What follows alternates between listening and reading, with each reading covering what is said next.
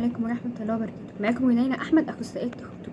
احنا النهاردة هنتكلم عن مرض اسمه الإيكولاليا. الإيكولاليا ده اضطراب تردد الأصوات أو الأسماء، زي مثلا لما أقول للطفل أنت اسمك إيه يقول لي أنت اسمك إيه، تاكل إيه يقول لي تاكل إيه، تشرب إيه يقول لي تشرب إيه، تمام. تنام يقول لي نام، تلعب يقول لي تلعب.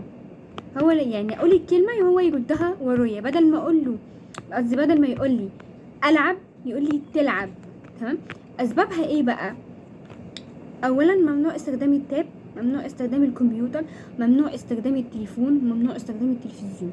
ان انا افصل الاجابه عن السؤال بكلمه او، زي مثلا لما اقول له هتاكل يقول لي او، هتلعب يقول لي او، هتنام يقول لي او، هتشرب يقول لي او.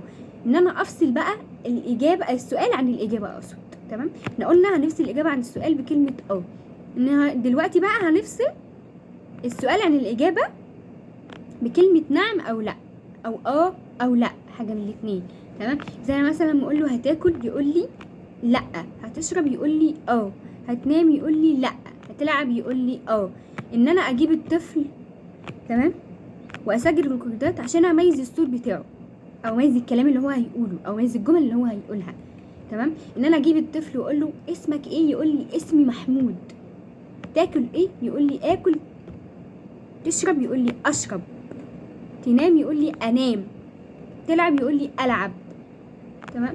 ان انا استخدم صيغ مختلفه عشان احدد الاهداف اللي انا هشتغل عليها مع الطفل، سواء ده الطفل ده سواء كبير او صغير، تمام.